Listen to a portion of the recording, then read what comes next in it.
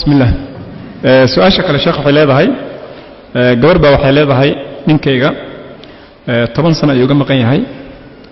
دبدو كم مقيم هاي منا إيمانين بد كانوا يقول له اسكما في الساق كرتيد ما دام بيل عقاقابته مرادو كبيلو اسكما في الساق كرتيد يمكن ما إيمانه يتوصل إنه مقيم هاي حاسمين كرام. الحمد لله. هذا الكاس استحماها guurka iyo reerku cunniya cabitaan maaha gabadhuna markay guursanaysay ninka gurigooda meelay seexatana kamaanay waayin dharay xiratana ma waayin waxay cuntoy cabtana ma waayin nolosha reerku waa xuquuq la isku leeyahay haddii la kala waayana xaq loo leeyahay in la kala tago qur-aanku wuxuu ogolaaday 4 bilood wixii ka badan gabadhu hadday danteeda ka aragtay inay sabirtana way iska sabri kartaa haddaynan cafiyinna ninka dembi baa ku soconaya isagoo awooda hadday doonto inay ku sabri weydana waxay xaq u leedahay qaadi inay tagto oo fasaq dalbato dadku isku duruuf ma aha isku xaaladana kuma xeerna dumarkii ragguna maqnaanshahoodu isku sababna ma aha isku duruufna ma aha min laga garaabi karaa jirta iyo mid aan garawsho lahayn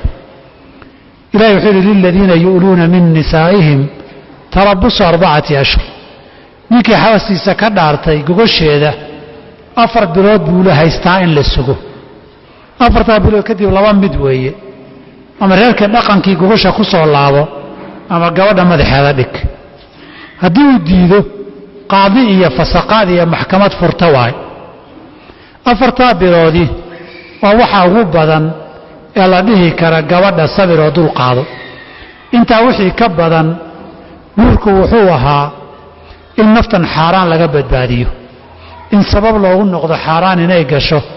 mid xalaalahoo kalena laga xanibaayey xaq sharcigu ogol yahay ma aha sidaa darteed gabadhu waxay u baahan qaadi inay tagto dacwadana la xaqiijiyo ma runbaa mise waa been markay tidhaahdo 10 sano ma arag middan kalena isagoo magaalada iyo xaafadda jooga hadday dacwo tagto ay tidhaahdo 10 sano ma arag ka warran saaka isagoo xalay xaafadda joogay hadday qaadi intay tagto 10 sano ma arag tidhaahdo qof ku dacwo waa ku dacwoon karaa qaadigaa laga rabaa inuu xaqiijiyo oo dabagalo ma runbaa sababta uu ku maqan yahay 10 sano iyadu qayb ma ka tahay mise kama aha haddii iyadu ay gardarro ku dacwayso oo 10 sano lagu xukumo xabsi ah oo inuu maqnaado oo xabsi ku maqnaadaba iyadu sabab u noqotay ninkii 10 sano nooma imanin garmiya dee 10 sanada meesha ku riday hadday iyadu intay ka tagtay meel kale iska aaday gardarrada iyadu wadana waa sababtii in la baaro oo cidkoodii hadday iyadu gardaran tahay la yiraahdo horta adigu gardarrada jooji haddii laga gardaran yahay waana sabri karin fasaq bay xaq u leedahay billahi tawfiiq.